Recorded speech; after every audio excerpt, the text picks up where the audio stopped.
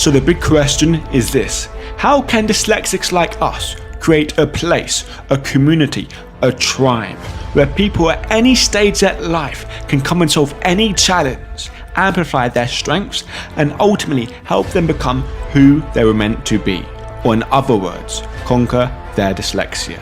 That is the question, and this show is the answer. My name's Theo Goff, and welcome to the Conquering Dyslexia podcast. What's happening, guys? I hope you're alright, and I want to jump on here to offer some value and to talk about something and have you think about something in a slightly different way. Now, what this episode is going to be about is about your potential as a dyslexic, or your potential as a person. What's your potential as a human being? And now I want to ask this question. I want to ask this question to you, and I want you to think about this. But don't think about this in terms of okay, what's my potential now as a person? You mean with all in my circumstances? But say for example, what is the potential of a human being? And we'll walk through that sort of process. And but before we do that, I'll be thinking about it. I think I want to sort of test this concept out, and I feel that it'd be very valuable as it was for me, because as I started taking responsibility of my dyslexia and started to really realize the truth is it's not what you have that counts, it's what you do with what you have that counts, and realizing I had to change to get to where I wanted to go, and I got obsessed with improving myself, and I started listening to loads of stuff, watching loads of stuff, and doing all this stuff. And then basically there's this concept where Tony Robbins, if you know, I watched him a lot. He says this thing. So basically, for example, describes why people are the way they are. For example, why happy people get happier, why sad people get sadder, why depressed people get more depressed. All these things. And if you notice around you, why some people are always moaning and why some people are always happy, even though they can have similar circumstances, they still react completely differently. Now, why is that?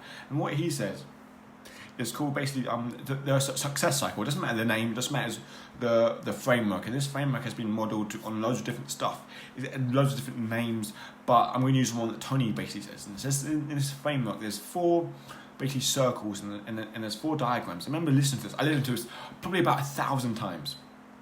But he said basically there's a story. This is why people do it the way they do. And he basically said, okay, imagine there's on the first corner, on the top right hand corner, there's like a box. The top right hand corner, there's your potential. There's your potential. Now, so what's your potential? Well, most people believe their potential, for example, might be limited. But let's just, for argument's sake, let's say our potential is limitless, which I believe it is. I believe our potential is limitless, and I believe that human beings have such great potential because based upon the past, based upon what's happened in the past, the great people who had massive sacrifice, massive negative circumstances, but yet they be able to do great things. And so human beings have so much potential inside ourselves, but so what we do with that potential is often not good. So anyway, he says in the top right hand corner, let's say our potential is limitless, and say okay, our potential is limitless. So our potential is limitless. But for example, our potential, if we believe we have little potential, our potential always stays the same, but it's our belief on our potential taps how much action we're going to take. So basically, it's potential, and then if you think you've got little potential, for example, you take little action. And with little action, you get little result. And with little result, guess what's going to happen to your belief? So it's basically 4 circles. I'm going through it really fast here. But it's belief. It's belief of your potential to action, action to result, results to belief. And this goes into a spiral. For example, if you believe you're not confident, and then you go to school and you believe you're not confident, therefore you don't act in a confident way, therefore the result you get is acting like you're not confident, people would do things to you or ignore you, or all these sort of things, because you're not confident, and the result is people will do these things. That means, yes, I am not confident. But if you believe you're a confident person, going to your situation in a confident way, and get a result saying, yes, this person's confident, yes, I'm listening to him, yes, this person's got something to say, and that's the result. And they go, yeah, I am confident, I can do this. The same with dyslexia. If you trying to believe you can't learn, believe you're dumb, believe that you can't get this C in English, you believe that you can't get this job, you will never be able to do these tasks. And because you believe you'll never be able to do it, will you put any action into it? You'll put minimal action because you know it won't work. And because you put minimal action, guess what the results are going to be? Poor, really rubbish results, and you won't get the result you want. You say, I told you I couldn't do it. I told you I'm not that good. But if you say, look, I have dyslexia, but I'm going to do whatever I can to get this thing. I'm going to get this thing no matter what it takes. And because you have this potential thing, I can do it. But it's a matter about how hard put into it.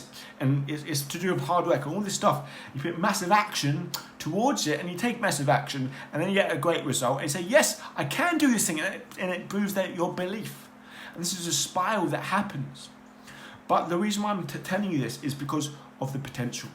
What's your potential? And I remember listening to all this and learning all this stuff. And I remember basically at this point I was lifeguarding. I was lifeguarding at this point in my life. And I remember I was lifeguarding at sort of like this sort of government one place. And so this public came in. And this one was like a kind of packed swimming pool. They would have over 100 people in it in a smallest swimming pool. And there's like 6 lifeguards around in all different spots because there's loads of different angles of the swimming pool. Anyway, it can get quite chaotic at times. I was standing there at the railing, just thinking. I was 16 or 17 at the time, just thinking about life, basically. I was bored, to be honest. I was quite tired. And I remember thinking, okay, let's use this time as an advantage. And I was just thought to myself, what is my potential? For example, like my potential as a human, I know is limitless, and I want us to go on this framework that potential is limitless. I'm thinking at this time, okay, what is my potential?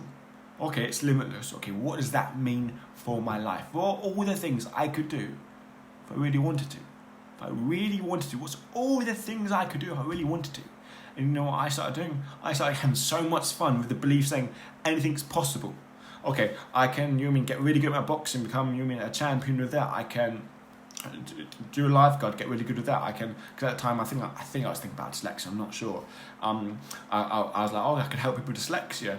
I could because I really want to be a PT. I'll be the best PT ever. I can do this, be the world's best PT, be online and doing all these programs, do all these things. I'm then thinking that, and literally, I was there for like an hour and a half. My mind opened up dramatically. I was like, I could do all these things. I'm so excited for my life, and I'm so excited to maybe write some of the ideas down and go down and actually think about them and start doing them.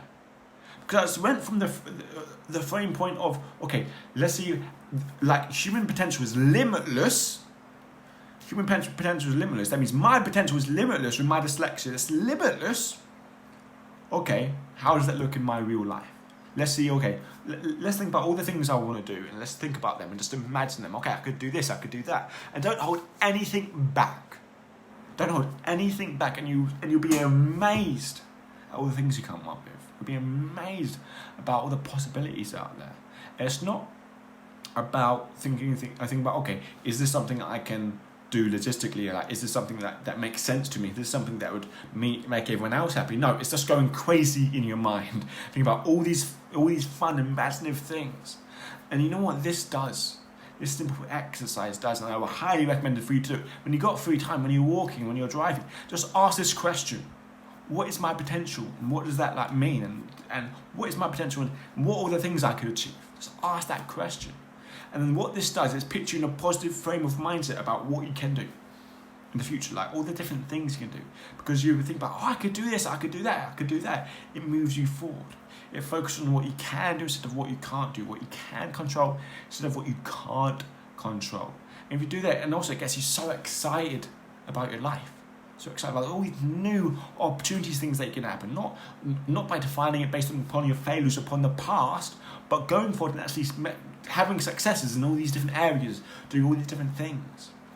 And it's so valuable. So I just want to make this little message to you saying, why not stop and think about your potential? Because ultimately, our potential as human beings is limitless. So what's yours?